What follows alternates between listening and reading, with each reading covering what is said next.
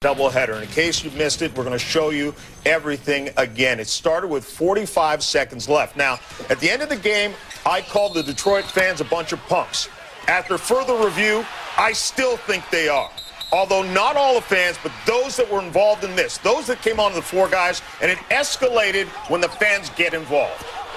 No, there's no question. And one thing that people don't understand, when you're involved in a rivalry like this where the emotions are running at an all-time high, you have adrenaline flowing, and especially when fans are the ones who instigate these types of altercations, a player, in essence, is looking for an opportunity because they've dealt with so much ridicule from these fans, the racial slurs, I mean, throwing things. It's ridiculous, and at that point, oftentimes you just lose control emotionally. And you're going to hear people talk about players having to show restraint, this, that, and the other. You know, most people, the average person on the street, they wouldn't even show the kind of restraint that players do just listening to the heckling and abuse that you take in the course of the game as a professional athlete. But we understand that's part of the territory. We understand that kind of comes with it. But now when you cross the line and you physically throw an object or physically touch a player, all bets are off then. Players have a right to protect themselves, and nobody's going to show that kind of superhuman restraint. Any person would have done the same thing Ron Artest did in that situation. Well, we all absolutely understand that, and it's going to be real interesting to see how the league handles this. You know Bennett Wallace is going to get a couple of game suspension because he touched Ron Artest. You know Ron Artest is going to get suspended because he went into the stands. You know Steven Jackson is going to get suspended because he threw a punch. The question is, will those Indiana Pacers deserve to be suspended?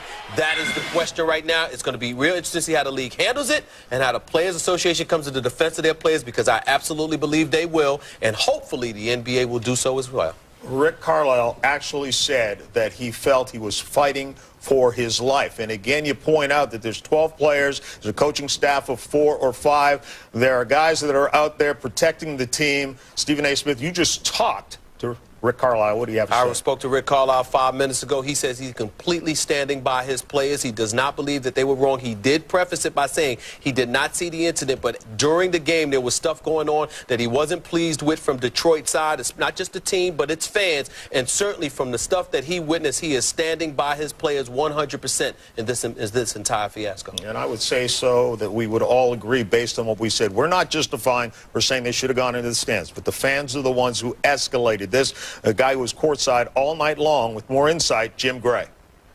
Well, John, it was just a real ugly scene, as all of you guys have said, and Rick Carlisle did say in that interview with me, he felt that he was fighting for his life. I was standing right next to Ron Artest, and he was just laying down on the bench. Ben Wallace had thrown a towel in his face.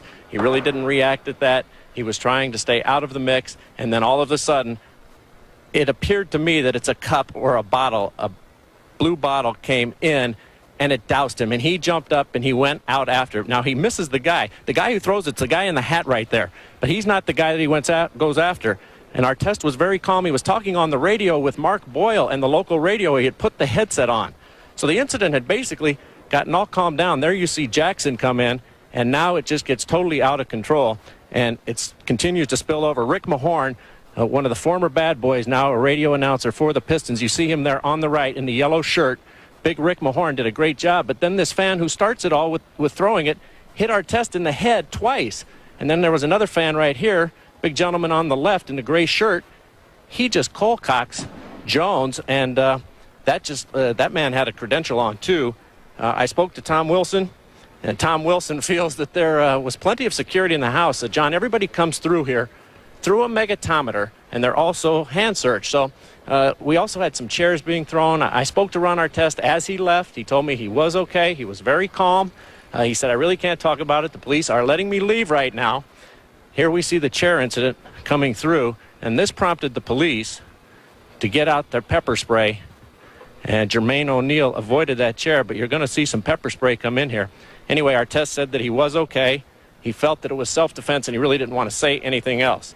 Now, there had been some reports that the Pacers were not allowed to leave Detroit. They are being allowed by the police to leave Detroit. There will be no arrests tonight. They will investigate further. Ron Gerritsen sent a message through Dana Jameson, the NBA representative here. And as you see, all of this continuing. And it just continued to be real ugly, fellas. It was just a horrible scene here, quite frightening. And Ron Gerritsen said he called the game. There was just no reason to bring anybody else out here on the floor anymore. And he said the bench area is the bench area. And if you go by that, there are a few guys in the bench area, but there's going to be an awful lot of suspensions if they follow the letter of that.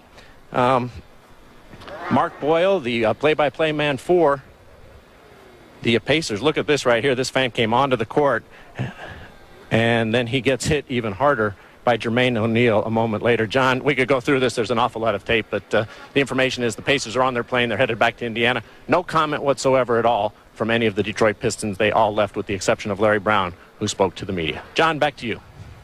Jim, thanks a lot. You could see the fans had come onto the court.